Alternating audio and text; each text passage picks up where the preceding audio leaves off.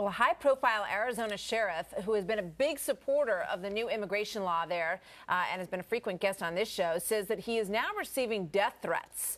All of this as Mexico's drug war heats up right on Arizona's doorstep.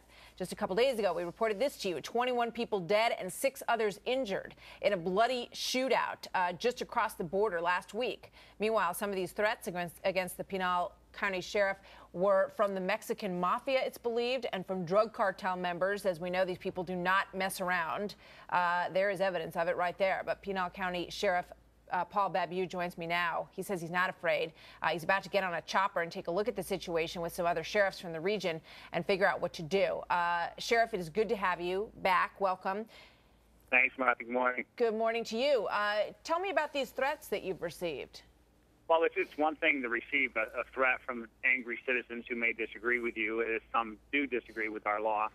Most support it, however. But it's entirely different for those who are involved in criminal activity. And we have received from outside Arizona credible reports from other law enforcement entities that say the Mexican mafia / cartels have issued a green light on me, which means, hey, go get this guy. Yeah, you know, I mean, we saw what happened recently to a candidate in Mexico who was gunned down as he was running for office there, and that's believed to be the work of some of these groups that you're talking about.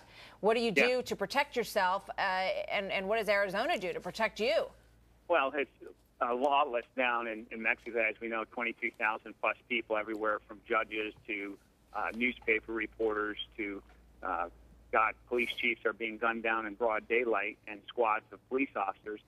Well, here ourselves, we don't have enough deputies in our county. Our county is larger than the state of Connecticut, and we have we're the police for most of our citizens here, and we don't have enough deputies to respond to our own emergencies. So the last thing I'm going to do is take those vital resources and pull them to any type of security detail.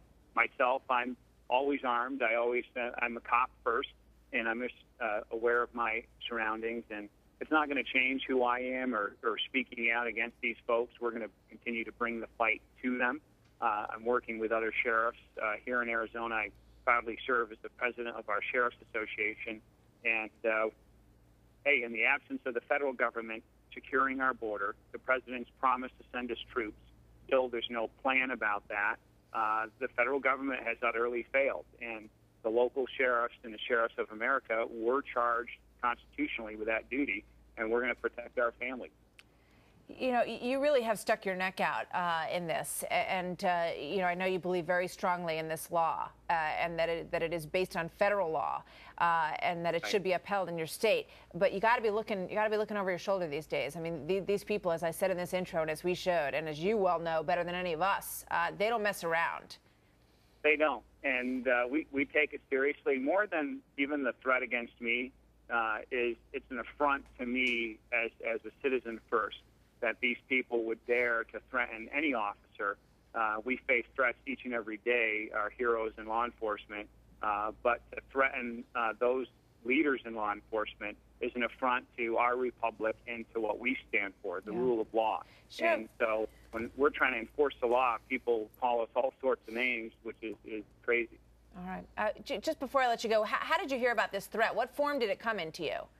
We actually had legitimate reports from other law enforcement entities. We've received a number of aggressive emails and calls and threats here locally. Okay.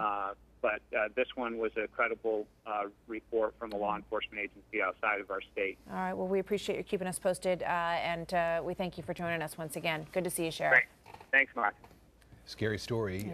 Quick break. When we come back, an explosive new report.